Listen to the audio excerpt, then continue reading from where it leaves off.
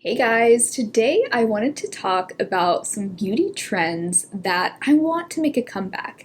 A lot of these are things that I remember from what I think of as the good old days of beauty YouTube, which I know I sound so old saying that, but there are some elements of the 2013 to 2018 era of beauty YouTube that I kind of miss. And I know a lot of you have been watching YouTube for a long time as well, because last year I did a poll asking how long have you been watching beauty YouTube, and so many people said that they'd been watching for 3 years or more. Many people said they'd been watching 5 to 10 years. So I have a feeling a lot of you are going to be on the same page as me about some of these things. Some of these are more actual beauty trend focused, and some of them are more beauty community focused. The first trend that I would love to make a comeback is the build your own palette trend. Now, this is still out there for sure. There are a lot of brands that still offer a build your own palette type of format. Lethal Cosmetics comes to mind. You can still make your own palette on ColourPop. Lots of indie brands make magnetic singles. But there was a time when magnetic single shadows were all the rage on YouTube. Back when Makeup Geek was really big, Coastal Scents, remember them? Both of those brands are now out of business. Also, does anyone remember when e.l.f. made magnetic singles and little empty quads to go with them? This was probably back in 2014 or so. I think it was meant to be a dupe for the MAC empty quads that you can make. And this was also back in the day when just magnetic singles were a lot more trendy, so I can see why e.l.f. discontinued these, but I would love for them to bring these back. I would love to make my own little quad of magnetic singles from e.l.f. Really, any brand that wants to introduce this concept, I will be their #1 cheerleader. I will be the first one to make my own little custom quad and shout from the rooftops about it, because I just think that the build your own palette concept makes so much more sense from a consumer perspective. Now, I can totally understand why more brands, especially more mainstream brands, don't do this, because for one, I do think that this segment of the beauty market has been kind of dominated by indie brands, which makes sense. Indie brands do generally make more interesting eyeshadow colors and textures, shifty shadows, than any mainstream brand ever could. And so I think it makes sense for mainstream brands to leave this up to indie brands. Also because I don't really think that brands have a lot to gain from encouraging consumers to build their own palette of shades that they're actually going to want to use, because then consumers are going to be less likely to want to buy pre-made palettes, because let's face it, the concept of building your own palette with shades that you personally picked out makes so much more sense. But it's not what's going to make brands much of a profit, because once you have built a few custom palettes of your own, it starts to make a lot less sense to buy pre-made palettes from brands. Now, I love eyeshadow palettes in any form, and I do think there is a lot of value in pre-made palettes as well, because sometimes a pre-made palette that a brand pre-curated for you is maybe gonna kind of push you in different creative directions than something that you would pick out for yourself. For example, this new Nomad Cosmetics Verona palette, I never would have come up with this color story on my own. And even when I first saw this color story, I wasn't that into it. But now that I've done several looks with this palette, I actually love this color story, and I have realized that I like some colors more than I thought I did. I like playing around with hot pinks or, cool purples more than I thought I did before I tried this palette. So I do still think that there is plenty of value in pre-built palettes like this, but I would say I have become a little bit fatigued with just traditional eyeshadow palettes recently, because any new palette is probably going to have at least 1 or 2 shades in it that you already have elsewhere in your collection. There's only so many matte black shadows or light pink shimmers that you could have before it starts to feel a little bit redundant. But if you're building your own palette of singles, you can choose shades that you're going to use, shades that you don't already have 1,000 times in your collection, and maybe even shades that fill in some gaps in your collection. And then when you use up a shade, you can just replace that one shade instead of having to buy a whole new palette, or you can pick out a new shade to go in its place. And so I just think that the custom palette concept makes so much more sense, especially if you already have a lot of palettes in your collection and you just want to kind of fill in gaps, even though the upfront cost or the cost per shade of a build your own palette is going to likely be higher than a pre-made palette.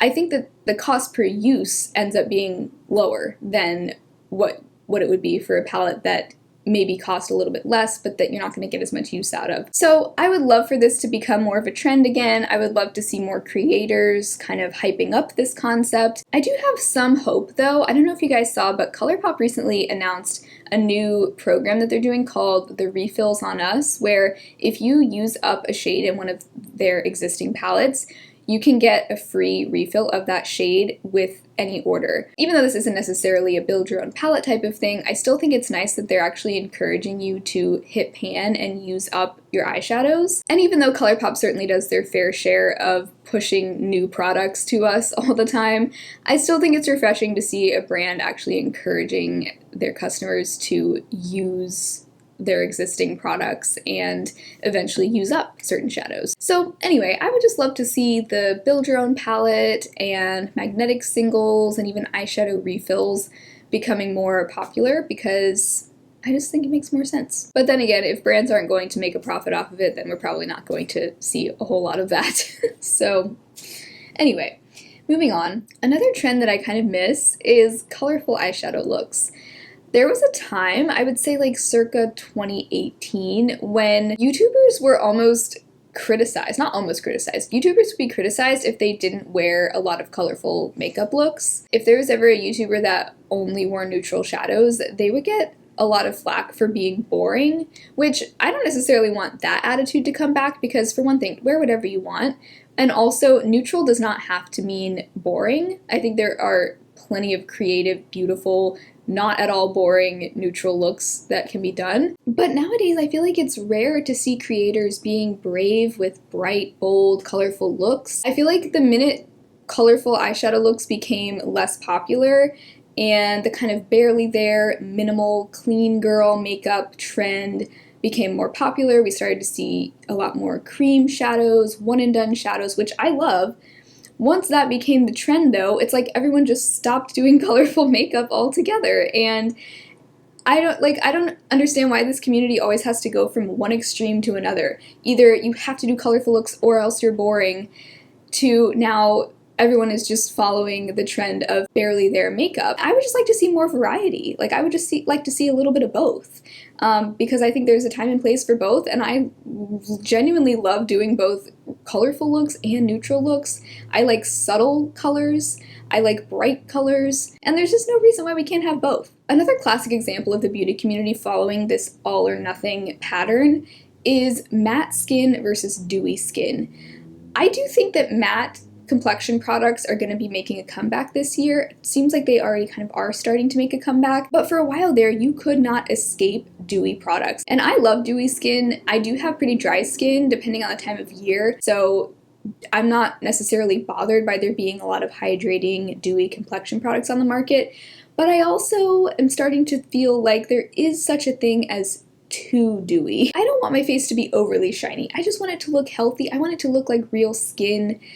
But I really feel for all the oily skin people out there who I'm sure have gotten sick of seeing so many dewy skin tints, dewy foundations, dewy everything. Everything has been dewy, and at least for the past few years, and I do think we're starting to see things shift to a bit more of kind of like a satin finish, skin-like finish, and even matte products. I think the reason why we strayed away from matte complexion products is that for a while there, everything was all about coverage. Full coverage, matte foundations were inescapable. That's what everyone was searching for. And those types of products, even though they were popular for a while, eventually they kind of developed a reputation for not necessarily looking great in person, because a lot of those matte full coverage foundations looked very thick and cakey and heavy on the skin. They didn't really look great up close. Sure, they would look good on video, but not so much in person. And so that's when we started to shift more into natural, lighter coverage, dewy finish products. But once again, why can't we just have a little bit of both? Why can't we have a little bit of everything? I think a matte look on the skin can look so beautiful, depending on what type of look you're going for. If I'm doing more of a glam, dramatic look, I don't want my skin to look dewy.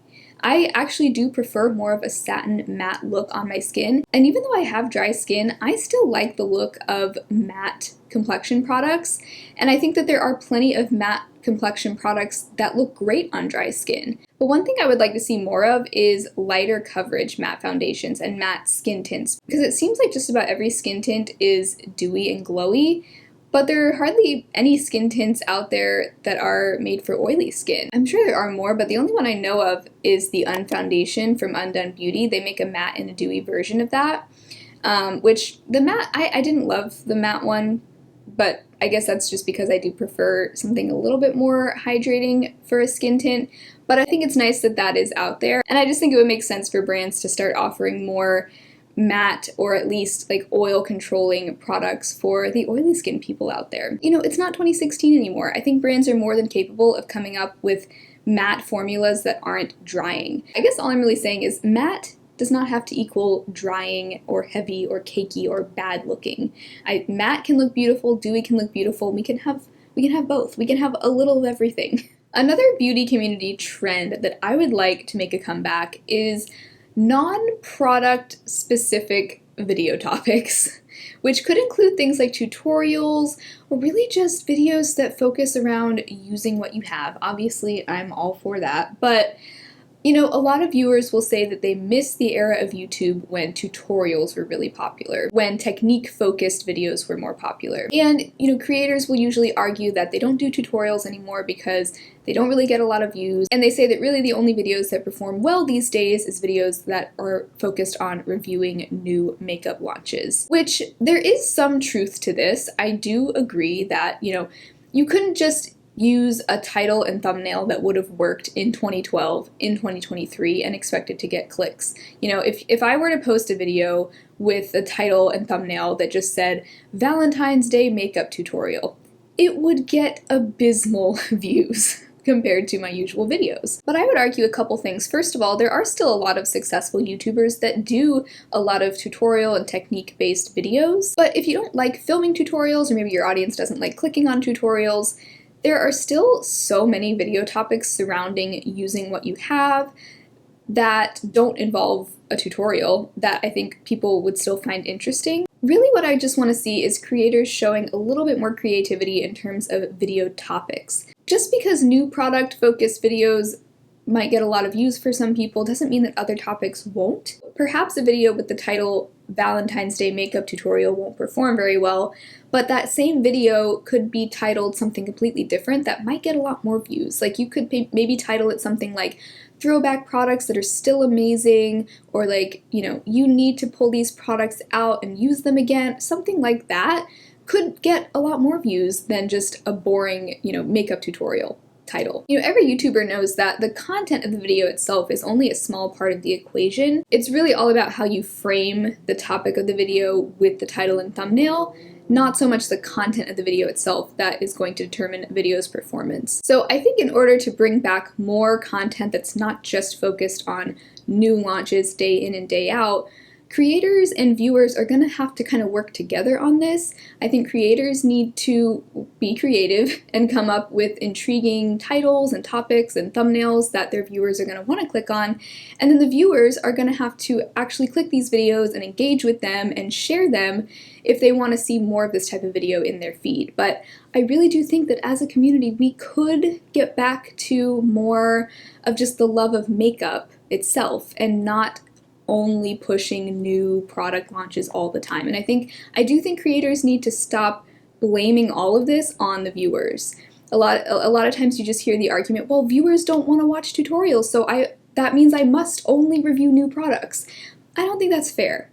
I don't think that's fair. I do think creators play a role in creating demand for certain types of video topics, and it's not fair to just blame what types of videos are popular right now on the viewer. I think it's kind of a two-way street, you know? And then the last trend that I want to make a comeback, it's not so much a trend. I guess these last two aren't really trends as much as they are just like beauty community themes that I would like to see make a resurgence. But I would love to see more drugstore makeup focused channels and videos. Why is everyone doing luxury makeup now? Like, why is that just the norm? Because it didn't used to be. Is anyone else wondering this? It seems like buying luxury makeup has become so normalized, and I do think that part of this is because so many creators have started to make luxury makeup a central focus of their channel. And there's definitely a demand for that. You know, a lot of people do enjoy hearing about luxury makeup. Some people maybe only buy high-end and luxury makeup, and so, you know, it makes sense that there are going to be some channels that are geared towards that, and that's totally fine. But I do feel like I sound like such an old person right now, but having been watching YouTube for the past decade or more, I think I've been watching YouTube since like 2011. You know, back in my day, I remember drugstore makeup used to get so much more hype than it does now. And it's not that high-end brands didn't. Back then, I do remember MAC was really popular, Too Faced, Tarte. There were certainly high-end brands that people talked about a lot on YouTube, but there weren't very many luxury brands that were super popular back then, and it just seems like in recent years, luxury makeup has been huge. I have no problem buying high-end and luxury makeup. I have a lot of high-end favorites, and, you know, occasionally I like to splurge on a really nice, fancy luxury item. But one thing I think is important to keep in mind that I think might be part of the reason why luxury makeup has gotten so popular especially on YouTube, is that, okay, you have to remember that in the earlier days of beauty YouTube, affiliate marketing was not nearly as much of a thing as it is now. So if a viewer clicks on a YouTuber's link, like usually YouTubers will link all the products that they mentioned in the description box along with an affiliate link, and if you purchase a product through that link, the creator will usually make something around like a 10% commission off of that purchase. So that means that the more a creator recommends luxury makeup and expensive makeup, the more their earning potential increases versus somebody that focuses more on affordable makeup. If you think about it, let's use a 10% commission as like the example here. Sometimes it's less, sometimes it's more. But a 10% commission on a $10 eyeshadow palette is going to earn the creator around $1. A 10% commission on a $75 eyeshadow palette is going to earn the creator more like $7.50, which $1 versus $7 doesn't sound huge, but that adds up very quickly. If 10 people buy that palette off your recommendation, you've just earned $75. Whereas if 10 people buy your $10 palette that you recommended, you only earn $10. Now, I'm not saying that every luxury beauty YouTuber is only recommending luxury makeup because of that reason alone, but it's an important factor to keep in mind. There is a financial incentive to focus a lot of your content around luxury makeup. Plenty of YouTubers still talk about drugstore makeup, plenty of drugstore makeup still goes viral, especially over on TikTok, but especially on YouTube, I feel like it's becoming a lot less common to hear about drugstore makeup versus high-end. I feel like drugstore makeup in the earlier days of beauty YouTube used to be more the norm, and now it's not. Now it's becoming more rare to find a channel that focuses a lot on drugstore. And maybe my memory is cloudy, maybe I'm looking at the past through rose-colored glasses, but from my memory at least, it used to be that like 80% of beauty content was drugstore, 20% would be high-end. Now it's more like 75% high-end and luxury, 25% drugstore. Drugstore has taken more and more of a backseat as time has gone on, it seems to me. So I would like for that to change. I would just like to see it balance out a little bit more. And I just miss when drugstore makeup was a little bit more hyped up. So yeah, you'll have to let me know what you think if you've been watching YouTube for a while. Do you feel like you've noticed that shift away from drugstore content as well? I would just like to see drugstore be more of the norm again, and I would like to see less normalizing of like super, super expensive products, because that's just not even relatable for most people. So those are just a few trends that I would like to see make a comeback in the beauty community. Let me know down below if there are any other trends that you would like to see make a comeback, or any current trends that maybe you're kind of sick of. I would also be interested in hearing about that. But thank you all so much for watching. If you enjoyed this video, be sure to give it a thumbs up. If you would like to support my channel further, you can check out the Patreon or the channel membership. And hopefully I will talk to you all very soon in my next video. Bye.